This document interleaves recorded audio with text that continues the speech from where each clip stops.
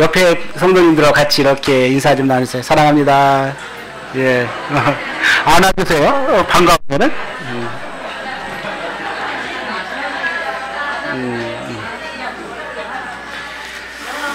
예. 이제 오늘 말씀은 예레미야 33장 잘 아시는 말씀입니다. 예레미야 33장 11절까지만 같이 읽겠습니다. 3장 11절까지 33장 1절부터 11절까지 제가 먼저 읽고 그 다음에 성도님들 읽으시면 되겠습니다. 1106페이지입니다.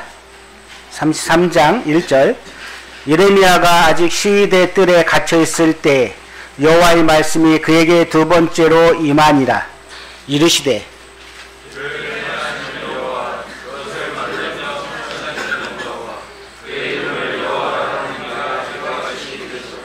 너는 내게 부르짖으라.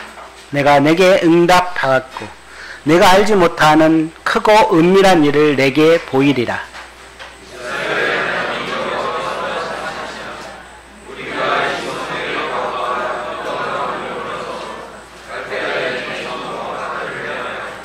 싸우려 하였으나 내가 나의 노여움과 분함으로 그들을 죽이고 그들의 시체로 이 성을 채우게 하였나니 이는 그들이 모든 악행으로 말미암아 나의 얼굴을 가리어 이 성을 돌아보지 아니하였습니다.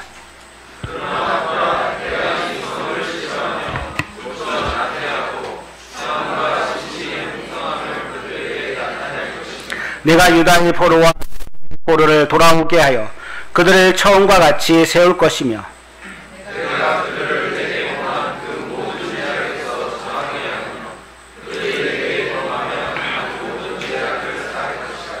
이 성읍이 세계 열방 앞에서 나의 기쁜 이름이 될 것이며 찬송과 영광이 될 것이요 그들은 내가 이 백성에게 베푼 모든 복을 들을 것이요 내가 이 성읍에 베푼 모든 복과 모든 평안으로 말미암아 두려워하며 떨리라.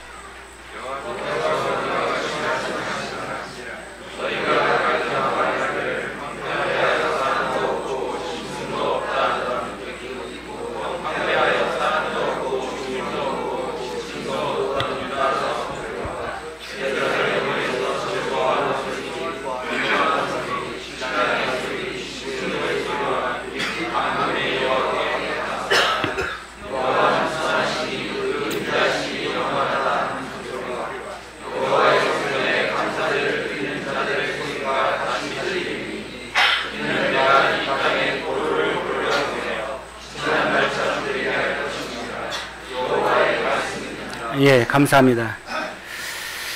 벌써 12월 마지막 얼마 남지 않았죠.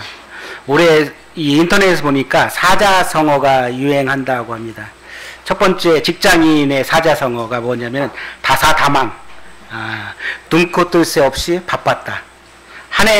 올 한 해를 이제 과중하게 보내면서 현대인들이 이 고충을 드러내는 것이랍니다. 두 번째 이제 구직자들이 대답인데요. 고목사화.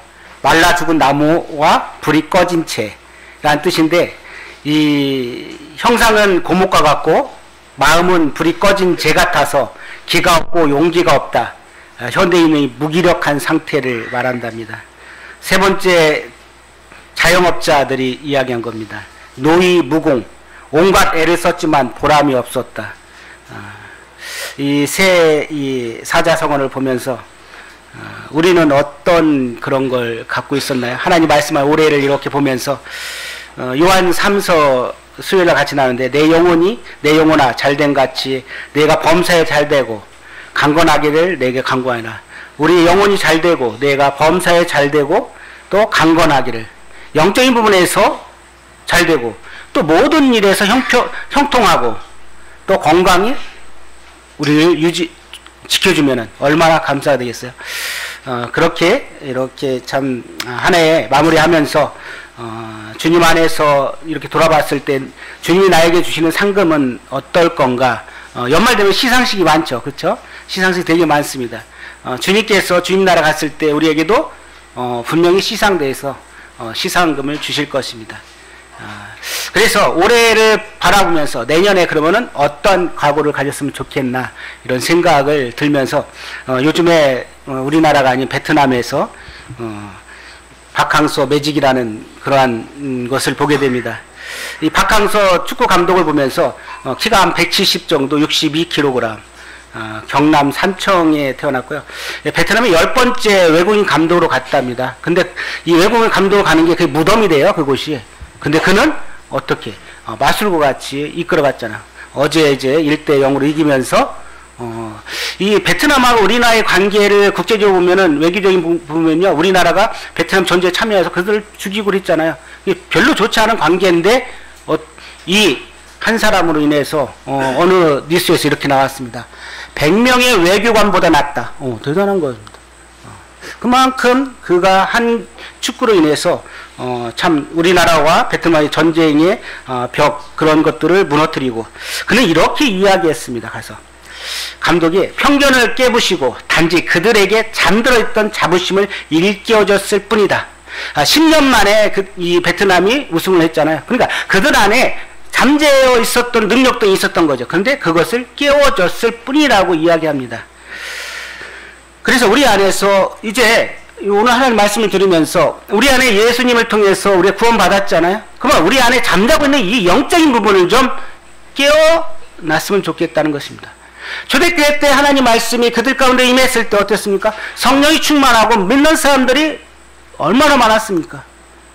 우리에게도 하나님의 말씀, 성령이 우리 안에 임했습니다. 그럼 우리의 일련의 과정을 이렇게 돌아봤을 때, 우리의 삶을 봤을 때 우리는 어떤가요? 성령 충만한 가운데서 정말 주님이 우리에게 상급을 주신다면 정말 많은 상급을 주실 수 있을 정도까지 나의 믿음 생활이 그런가요? 그래서 저는 이제 작년에 올해 그랬죠. 사도행전 18장 9절 10절을 함께 묵상했습니다. 사도 바울의 비전을 보여주면서 두려워하지 말고 침묵하지 말고 말해라. 내가 너무 어떤 사람도 너를 대적하여 해롭게 할 자가 없다. 이는 이 성 중에 내 백성이 많음이라. 하나님께서 저에게 이 말씀을 주셨습니다. 그래, 복음을 전하는데 두려워하지 말라. 그리고 침묵하지 말라. 그리고 말해라. 하나님이 나와 뭐가 두려움이 있느냐. 그 말씀이 제 안에서 꽉 들어찼습니다. 그 말씀을 통해서 주님께서 일하시는 그런 모습들을 제 안에 보게 됩니다. 직장 내에서뿐 아니라 만난 사람들에게 복음을 전한, 저뿐 아니라 다 그러시겠죠. 그런데 저에게 그런 말씀을 통해서 주님께서 저에게 잠잠하지 말라고 이야기하고 있습니다. 두려워하지 말라고 이야기하고 있습니다. 말하라고 이야기하고 있습니다. 그러면서 함께 큐티도 나누고 복음도 전해서 믿는 영혼도 있고, 또 참 복음 집회에 이렇게 초청할 수도 있고, 이와 같은 것을 보면서 그렇지만은 제 개인적인 욕심 안에서 어떤 걸 바라봤을 때 그것은 다 이루어지지 않는 걸 보게 됩니다. 어떤 부분에서 저도 좋은 것들을 얻고자 하고 그랬지만, 그러나 그것보다 영적인 부분에서 주님께서 저에게 채워주시는 그런 모습들을 보면서 한 해 동안 감사가 되었습니다. 베드로 3장 15절에 이렇게 말씀하고 있습니다. 너희 마음에 그리스도를 주로 삼아 거룩하게 하고 너희 속에 있는 소망에 관한 이유를 묻는 자들에게 대답할 것을 항상 준비하되 두려움과 떨림이라 그랬습니다. 우리는 이런 소망에 관한 이유를 묻는 자들이 먼저 내가 준비해야 되겠죠. 하나님 말씀 안에서 내가 그리스도를 주로 삼아 거듭났잖아요. 그리고 내 삶이 어떻게 돼요? 거듭납니다. 내 삶이 주님을 쫓아갈 거 아닙니까? 그래서 삶 가운데 소망에 관한, 나를 보고 나서 소망에 관한 이유를 묻는 자들에게 대답할 것을 준비해야 되겠죠. 온유함과 두려움으로 이런 삶들을 이렇게 지키면서 오늘 성도님과 함께 나눌 말씀은 예레미야 33장. 자, 많이 아시는 성경 구절일 것입니다. 그럼 예레미야는 어떤 사람인가 한번 이렇게 보기를 원합니다. 예레미야 1장, 예레미야서 1장 한번 보시겠습니다.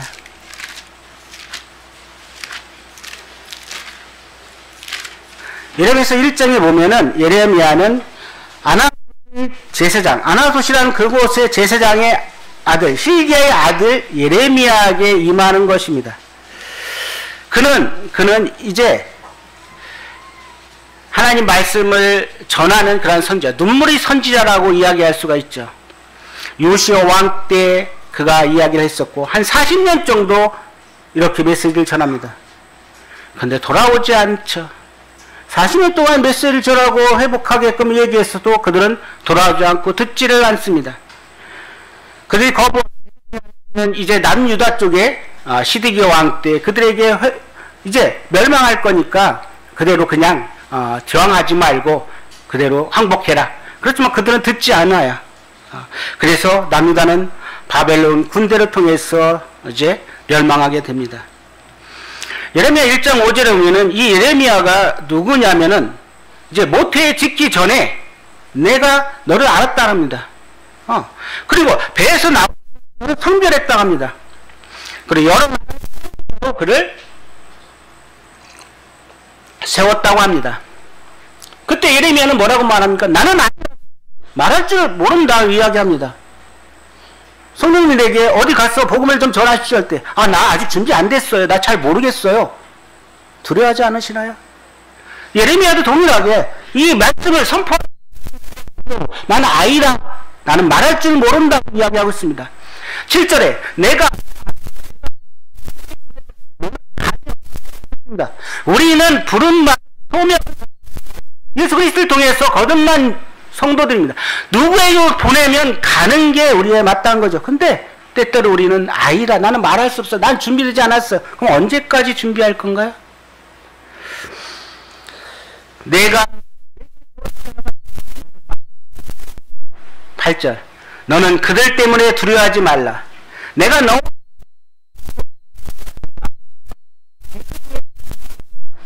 하나님께서 입을 지으신 분이 하나님이십니다. 그럼 할 말도 주신다고 말씀하십니다. 그러면서 두려워하지 말라고 하죠. 이런 예레미야에게 이제 그는 하나님 말씀을 계속적으로 이야기합니다. 예레미야 32장에 가면은 이런 예레미야가 어디 들어왔어요? 이제 하나님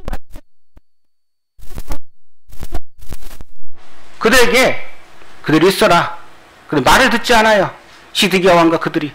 왜? 우리가 이길 거야 하면서 막 대항을 하잖아. 그러면서 이 예레미야 어디에 가도 감옥에 가둬버린 거예요. 그쵸? 그런 상황까지 그런 상황. 자, 32장 3절과 5절 밑에 보면은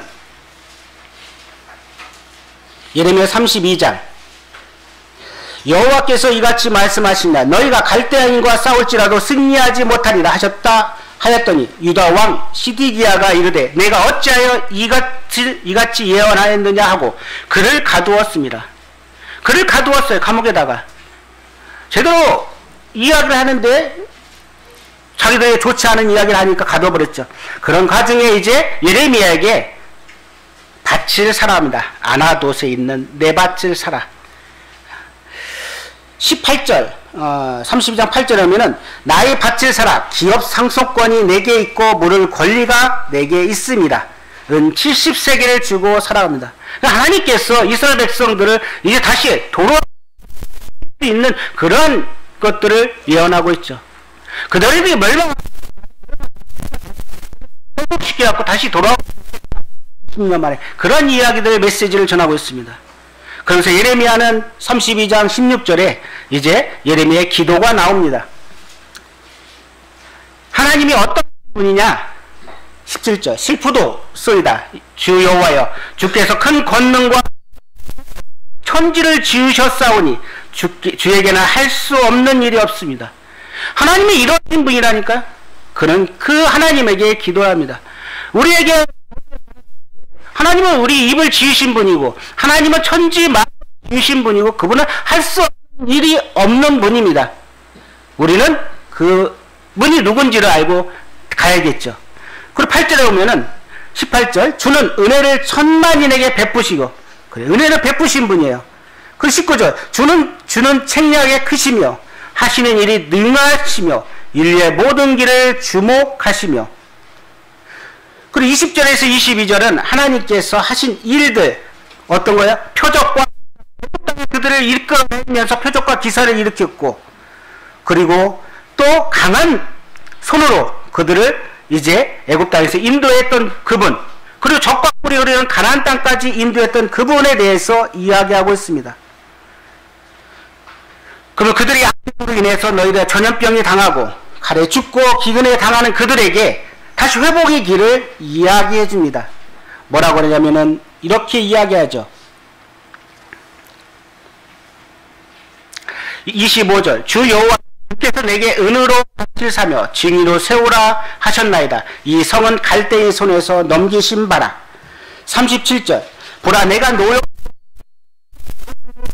노역하였던 모든 지방에서 그들을 모아들여 이곳으로 돌아오게 하여 안전하게 살리라. 이런 약속들의 메시지를 해주십니다. 이제 두 번째 33장에서 예레미야는 두 번째 이제 하나님이 뜰에 감옥에 갇힌 상태에서 두 번째 하나님 말씀이 임합니다. 뭐라고 임할까요? 이를 행하시는 여호와, 그것을 만들며 성취하시는 여호와, 그의 이름은 여호와 맞습니다. 이를 행하시는 여호와, 예루살렘을 만들고 또 여호와 그분은 여호와라는 것입니다. 우리가 믿고 있는 그분을 얼마만큼 우리가 신뢰하고 있을까요? 그분이 나 움직이고 나를 역사하고 계시나요? 그분은 이를 행하시는 여호와, 그것을 만들며 성취하시는 여호와입니다. 여호와라는 뜻은 어디서 나오죠? 출애굽기에서 스스로 있는 자, 모든 걸 창조하시고 알파와 오메가이신 분, 어떻게 형용할 수 없는 그분은 태초부터 계셨고 스스로 누가 만든 것이 아니라 그런 그분입니다. 그분께서 하나님께서 여호와께서 말하십니다. 너는 내게 부르짖으라. 내가 내게 응답하겠고 내가 알지 못하는 크고 은밀한 일을 보이리라고 이야기하고 있습니다. 그분께서 여호와께서 이제 시위들에 가둬 있는 그 예레미야에게 이야기하죠. 뭐 할 수 없죠. 저 멸망하고 다 잡아가고 있는 가운데서 이 예레미야에게 말씀하신 이 상황이 어때요? 좋은 상황이 아니잖아요. 참 힘든 상황, 어려운 상황 가운데서 하나님이 예레미야에게 임하는 이 말씀 어떠신가요? 우리에게 상황을 보면 항상 좋은 상황이 아니잖아요. 항상 기쁘고 즐겁고 항상 좋은 것만 있고 그런 게 아니잖아요. 1년의 과정을 보면은 어려운 상황, 힘들고 또 참 탄식의 눈물이 있을 때가 많이 있죠. 그런 가운데서 여호와 하나님께서 말씀하십니다. 이 뜰에 갇혀 있는 예레미야에게 이야기하죠. 너는 내게 부르짖으라. 하나님이 어떤 분이냐? 일을 행하신 하나님, 그것을 만들며 성취하신 하나님이십니다. 그 분이 여호와입니다. 그러면서 내게 응답해 주시는 여호와시고, 그리고 크고 은밀한 일을 내게 보이시는 여호와십니다. 그럼 우리가 할 일이 뭘까요? 우리가 할 일. 하나님은 이런 분인데 우리가 할 일은 부르짖는 것입니다. 기도하는 것입니다. 여기서 부르짖는다는 뜻은 이런 뜻이 있답니다. 단순하게 그냥 큰 소리 내었고 기도하고 하는 것이 아니라 내 마음 뜻이 심장이 깊은 곳에서부터 사태가 절박해서 하나님이 도움 없이는 안 되는 상황, 그리고 벼랑 끝에서 서 있는 그런 심정으로 부르짖는다는 것입니다. 이 부르짖을 때 하나님께서 이루겠다는 확신의 부분이 있었던 것입니다. 그렇지 않고 예레미야가 어떻게 이야기하겠습니까? 우리가 무엇으로 부르짖고 기도할 때 우리의 마음 가운데 확신이 있나요? 하나님께 분명히 그것을 이루실 분이라는 것을, 여기서 말하는 것은 너는 내게 부르짖으라, 그런 확신을 가지고 기도하고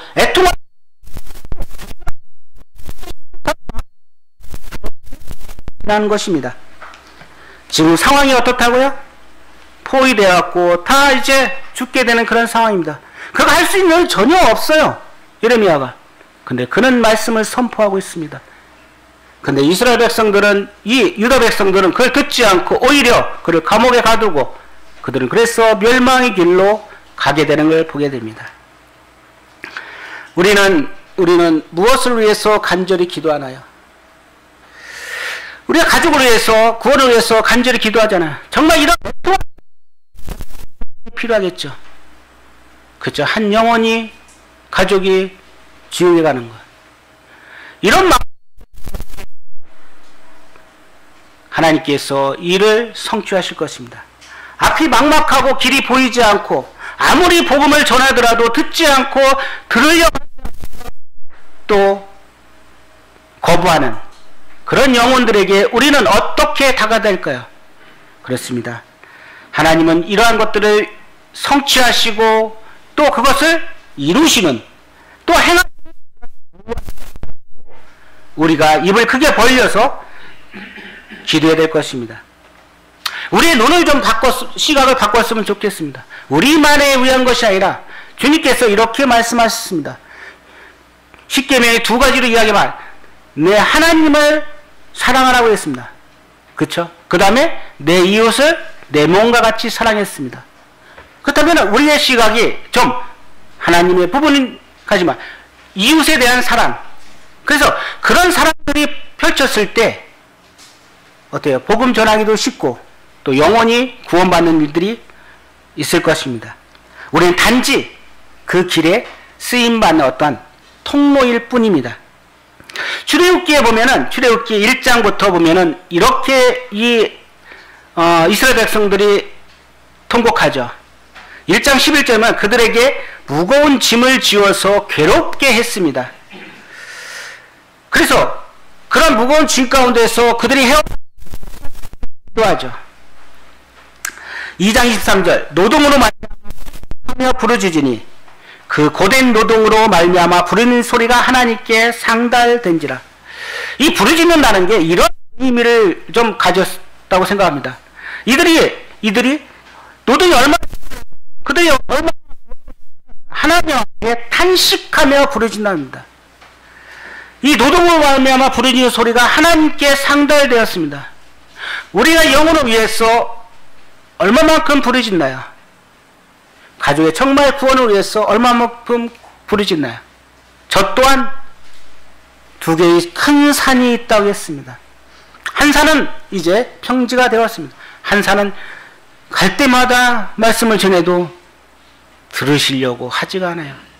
저도 큰 산의 하나를 정말 주님 앞에 간절히 기도하고 있습니다. 우리의 무거운 짐, 세상의 짐 어때요? 정말 힘들잖아요. 그래서 요한일서 1장 16절에는 이 육신의 정욕과 안목의 정욕과 이생의 자랑이라는 이런 무거운 짐 때문에 우리가 우리가 어려움을 갖고 있는 걸 보게 됩니다. 세상 가운데서 돈과 명예와 여러 가지 직위들, 그렇죠? 이런 것, 세상 가운데 무거운 짐, 이스라엘 백성들이 이제 감독들을 그들을 위해 세우고 그들에게 무거운 짐을 진 것 같이 세상의 권세, 공중 권세 잡은 이 사단은 우리에게 이런 짐들을 주고 있는 거죠. 그렇죠? 이 세상에 있는 모든 것이 육신의 정욕과 자랑이 다 아버지께로 온 것이 아니고 세상으로부터 온 거라고 합니다. 그러니까 힘들잖아요. 그래서 세상 가운데 수고하는 내가 너를 쉬게 하겠다고 이야기했습니다. 믿는 자들도 이러한 아래에 있기 때문에 힘든데 믿지 않는 그러한 그들 얼마나 힘들까요? 그래서 초청합니다. 수고하고 무거운 짐진 자라 혼자 지고 가지 말고 주님 앞에 오라갑니다. 예수님께서 그 짐을 지고 가셨습니다.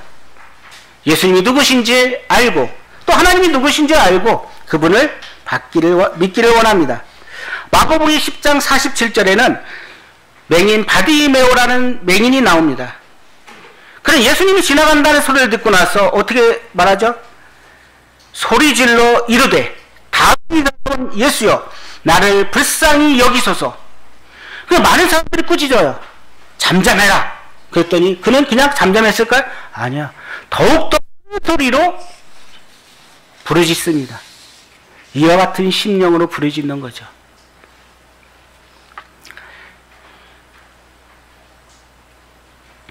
마태복음 8장은 백부장의 믿음을 봅니다. 그래서 예수님께서 이러한 믿음을 보지 못했다고 이야기하죠. 가라, 내 믿음이 믿음대로 될지어다. 그가 바라는 대로 예수님께 될 거라고 이야기합니다. 제자들에게 때때로는 이렇게 이야기합니다. 믿음이 적은 자들아. 그러면서 예수님께서 바람과 파도를 잠잠케 하십니다.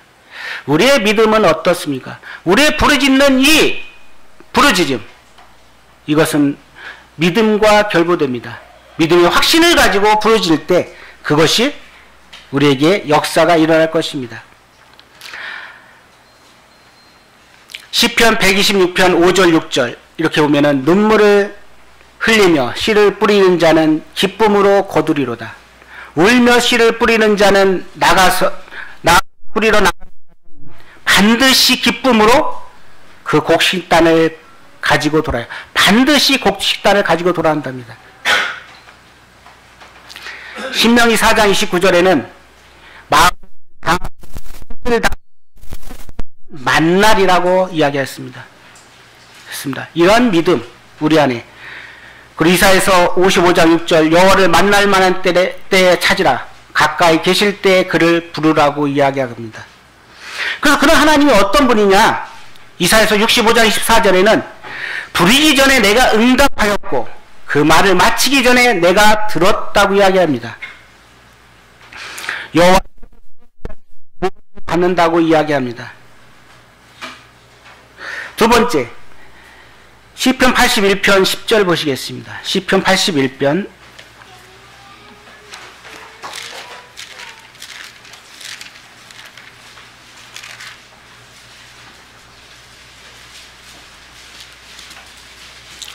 다 같이 읽겠습니다. 시편 81편 10절 시작.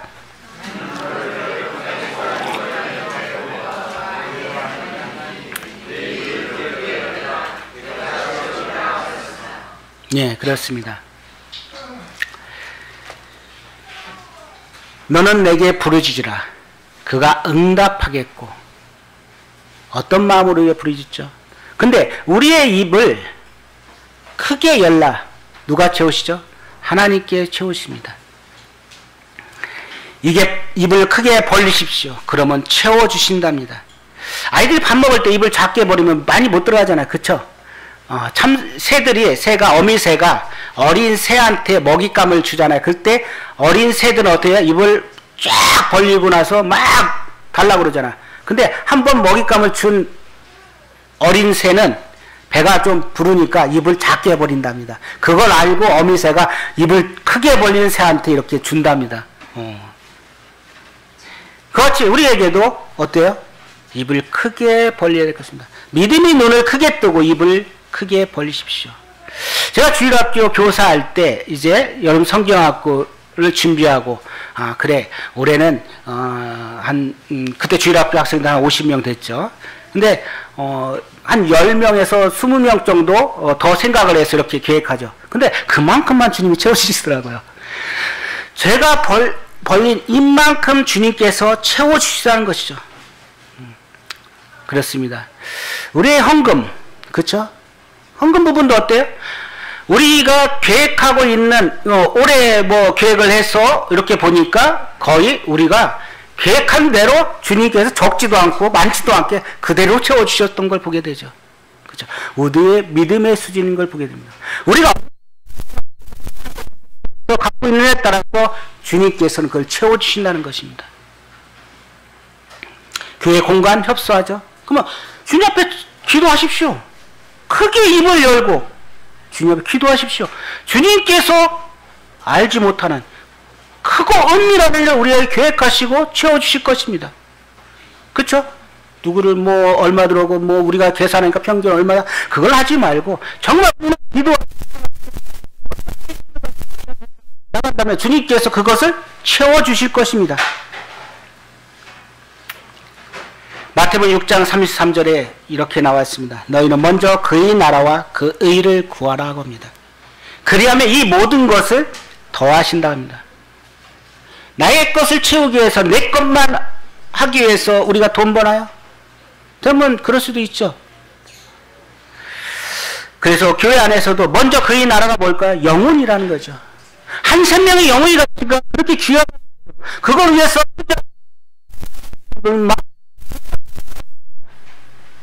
그걸 위해서 우리는 크게 입을 벌려야 될 것입니다. 그리고 그 영혼을 위해서 내가 부르짖어야 할 것입니다. 누가복음 6장 38절에 헌금에 대한 부분인데 이렇게 이야기했습니다. 후이되어 누르고 흔들어 너에게 안겨주리라. 우리가 얼마만큼 크게 입을 벌리냐에 따라 주님께서 채워주시는 것입니다. 우리의 입을 적게 벌리고 우리의 영적인 부분에서 적게 벌리고 그만큼만 채우시는 분이 주님이십니다. 이제 내년에 오히려 주님 앞에서 그런 영적인 부분의 스케일을 크게 하고 주님 갈렙이 이야기한 것처럼 이 산지를 내게 주십시오라고 한 것처럼 우리는 보다 크게 영적인 부분에서 비전을 가지고 나아갔으면 합니다. 믿음과 기도, 믿음의 입을 크게 벌리십시오. 그러면 주님께서 채워주실 것입니다. 네 번째, 영적 장막의 털을 넓히십시오. 좀 시각을 바꾸라는 이야기입니다. 이사야서 54장 2절 다 같이 읽을까요? 이사야서 54장 2절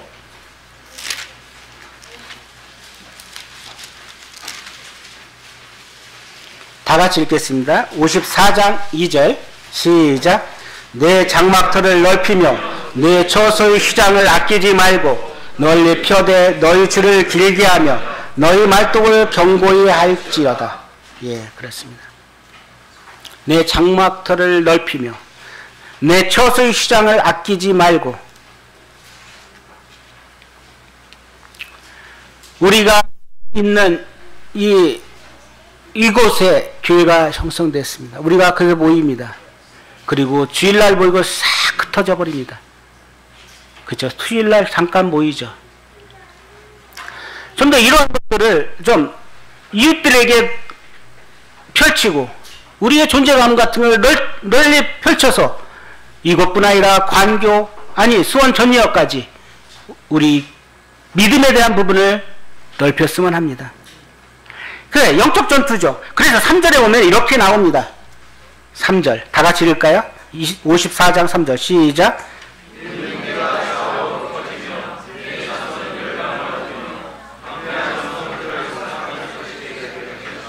그렇습니다. 황폐한 성읍. 어떻게 우리가 영적인 눈으로 보면 그들은 어떻게 구원받지 않은 사람들은 황폐한 곳이잖아요. 황폐한 성읍이잖아요.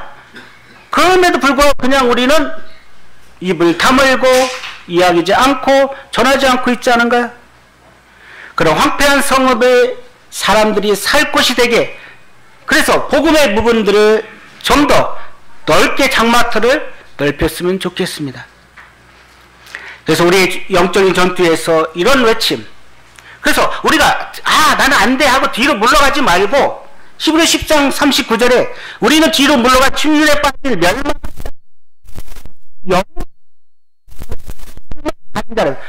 뒤로 물러나가고 침륜에 빠질 자가 아니고 어떻게 해요? 오직 영혼을 구호 그 단단히 나갈 수 있는 그게 필요했죠. 주님께서는 그런 저희들에게 크고 은밀한 일을 행하신다고 합니다. 우리가 영적인 장막터를 또 입을 크게 벌리고 그리고 주님 앞에 부르짖을 때 주님께서는 우리에게 채워주시고 응답, 그 응답 33장 예레미야 보시겠습니다. 예레미야 33장 4절에 보면은 그들 스스로가 이제 대항하려고 합니다. 이스라엘 우리가 이 성읍의 참호와 를 내가 나의 노여움과 분함으로 그들을 죽이고 그들이 시체로 이 성을 채우게 하였으나 나니 이는 그들이 모든 악행으로 만든 성을 돌아보지 아니하였습니다. 그렇습니다. 그들이 대항하고 있으면 그들은 그 악행으로 인해서 멸망당할 수밖에 없습니다. 그러나 6절에 그러나 보라 키리와 고쳐 평안과 진실이 풍성함을 그들에게 나타낼 것이다. 여호와 하나님 어떤 분이에요? 치료하시는 하나님입니다.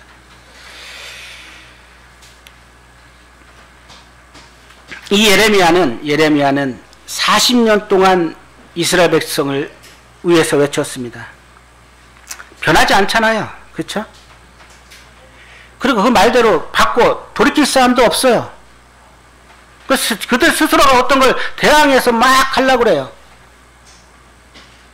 이걸 보면서 구원받지 않은 가족들 얼마나 자기 장벽을 치는지요. 아무리 외쳐도 돌이키려 하지 않잖아요. 변하지도 않아요. 그 감사한 게 오래 있습니다. 그래도 그 기도 응답을 참 듣고 한 영혼이 주님을 믿는다고 고백했습니다. 그 눈물이 얼마나 많았을까요? 알게 됩니다. 저희 장인어른도 82세 그 무뎌진 들어가지도 않는 그곳에 하나님 말씀이 들어갔다니까요. 우리는 그런 하나님의 능력, 확신을 우리는 갖고 있어야 할 것입니다. 은밀하게 행하시는 그 하나님이 누군지를 우리가 알아야 될 것입니다. 믿음의 눈으로 가져야 될 것입니다. 아직 예수님 못 믿는 가족들이 많이 있죠. 그들을 위해서 우리는 끊임없이 예레미야 선지자가 40년 동안 기도한 것처럼 우리는 그래야 될 것입니다. 일시적으로 예루살렘 성과 왕궁이 파괴되었지만 하나님께서는 백성들을 이제 다시 돌아오게 하는 놀라운 축복을 이야기하고 있습니다.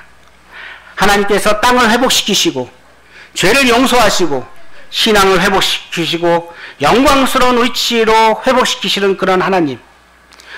바벨론이 침략으로 인해서 황폐했던 예루살렘 거리가 다시 기쁨과 꽉 들어차는 이런 기쁨들. 우리는 눈을 돌리면 추수할 것이 많이 있습니다. 그러나 추수할 일꾼이 없다고 이야기합니다. 추수한 일꾼은 우리 각각 개인입니다. 우리를 위해서 하나님께서 이야기하십니다. 너희들이 이렇게 반항하고 그 성을 치료하고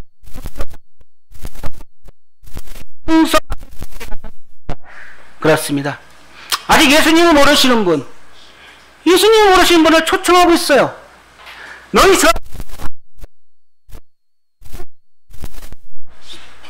시게 해주겠다고 합니다. 눈과 같이 시게 해주겠다고 했죠. 주홍같이 깨끗하게 해주시고. 내가 아무리 내 장막을 친다 해도 우리 인생 가운데 가장 귀한 것은 뭘까요? 영생의 소망을 갖는 것입니다.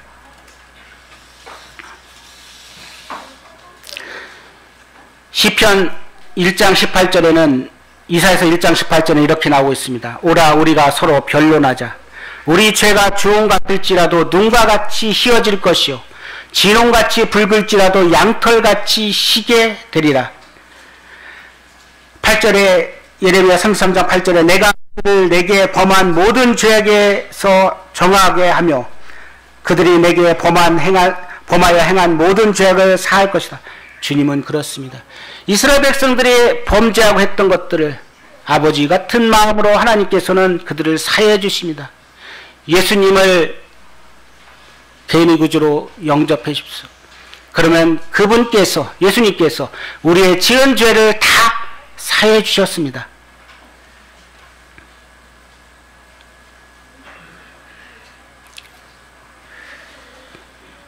마태복음 13장 44절에는 천국은 마치 밭에 감추인 보화 같으니 사람이 이를 발견한 후에 숨겨두고 기뻐하여 돌아가서 자기 소유를 다 팔아 그 밭을 산다 합니다.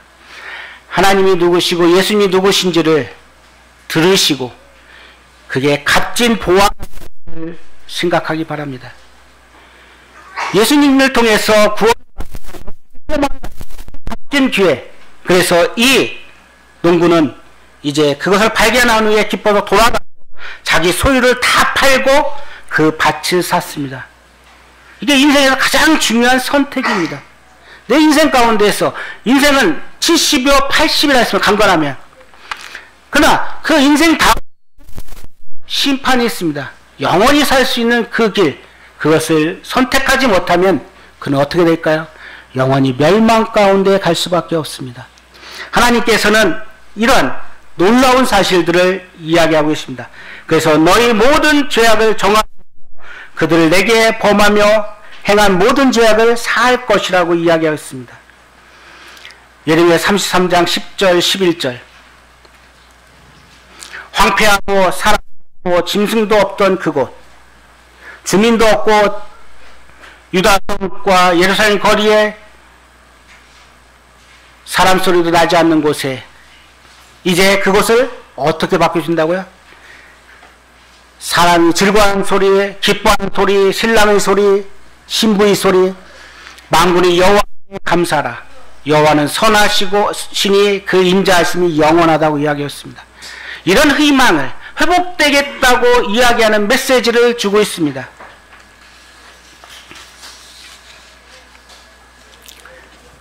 그러나 그들은 듣지 않아서 오히려 멸망을 당하고 또 성이 회파되는 그러한 일들을 벌이게 됩니다.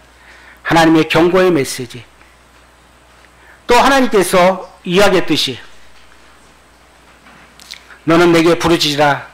내가 내게 응답하였고 내가 알지 못하고는 크고 은밀한 일을 내게 보이겠다고 했습니다. 우리가 주님 앞에서 크게 입을 벌리고 영혼을 위해서 우리가 부르짖을 때, 또 우리의 장막터를 넓혀줄 때 주님께서 그것을 채워주실 것입니다. 교회가 성장하기 위해서는 영혼을 위해서 영혼들이 더해지는, 요즘에 인구 절벽 시대라고 하죠. 그쵸? 젊은 사람들이 아이를 안 낳는답니다. 결혼도 안 하고. 그러다 보니까 인구는 점점 더 감소되겠죠. 우리 교회 안에 영적인 출산이 필요하다고 생각합니다. 그건 뭘까요? 영혼이 거듭나는 것입니다. 한 영혼 한 영혼 우리가 교회로 데려오고 복음을 전해서 그들이 구원받는 그런 일들이 일어나기를 바랍니다. 그래서 저에게 주신 이 말씀, 사도행전 말씀을 저에게 작년에 주셨지만 올해는 이 말씀을 주셨습니다. 이를 행하시는 여호와, 그것을 만들며 성취하시는 여호와, 그 이름은 여호와라. 그분께서, 여호와께서 말합니다. 너는 내게 부르짖으라. 내가 응답하겠고 크고 은밀한 일을 내게 보이라겠다고 말씀하십니다. 전 단지 주님 앞에 부르짖는 것입니다. 영혼을 향해서 부르짖는 이 마음, 그것이 주님의 주신 소명입니다. 그럴 때 그 다음 모릅니다. 주님께서 채워주시는 거죠. 하나님께서 부르십니다. 입을 크게 벌리시고 장막터를 넓히십시오. 그러면 주님께서 채우시고 또 하나님께 만나주시고 영적 충만함을 우리 가운데 주실 것입니다. 요한 3서 1장 2절 같이 내 영혼아 내 영혼이 잘된 같이 내가 범사에 잘되고, 그리고 강건하기를 사도 요한은 이렇게 이야기했습니다. 강건하기를 바란다고. 우리 모든 성도님들이 영혼이 잘되고 범사에 잘되고 강건한 그러한 새로운 해 맞이하며 저는 이렇게 제안합니다. 예레미야 33장 3절 외우기 쉽죠? 333 그런 운동들을 좀 했으면 좋겠다고 제안을 드립니다. 우리 안에서 하루에 3번 기도하고 하루에 3장을 성경을 읽고 1년에 3명 전도하는 그런 우리 안에 비전을 가지고 있다면 어떨까요? 그렇습니다. 하루에 저 나를 기억하면 하루에 3번 기도하고 그리고 하루에 3장 성경 읽고 1년에 3명 전도하는, 그래서 영혼이 구원받는 이곳에 그러면 성도님이 다 그런다면 이곳은 차고 넘칠 것입니다. 그러면 저희가 뭐 건물 지치 않으려고 해도 나가서 다른 곳으로 모이겠죠. 내 입을 크게 벌리라. 주님은 채워주시겠다고 말씀하셨습니다. 그리고 그에게 부르짖으라고 이야기하십니다. 너는 내게 부르짖으라. 우리가 할 일입니다. 주님이 할 일은 따로 있습니다. 일을 행하시는 여호와, 그것을 만들며 성취하시는 여호와, 그분은 여호와입니다. 그리고 응답해주겠다고 이야기하고 계십니다. 내가 응답해주겠다. 그 응답이 어떠냐? 크고 놀라, 네가 놀라 일이겠다고 약속하십니다. 우리는 그걸 위해서 부르짖어야 합니다. 내 마음에 찢어지는 마음을 가지고 영혼을 향해서 내 아직 믿지 않은 동생을 위해서 제 책무고 또 성도님들이 맡겨진 영혼에 대한 책임입니다. 2019년도에는 주의 말씀을 붙잡고 그 말씀을 따라서 살아가는 그러한 형제 자매님들이 되기를 바랍니다. 그래서 이 교회에, 아니 아직 황폐되고 아직 믿지 않는 영혼들에게 즐거운 소리, 기뻐한 소리, 예수님 거리에 난 것처럼 이곳에 넘치는 그러한 즐거움과 또 하나님 앞에 감사드리는 그러한 놀라운 일들이 일어나기를 바랍니다. 기도하고 마치겠습니다.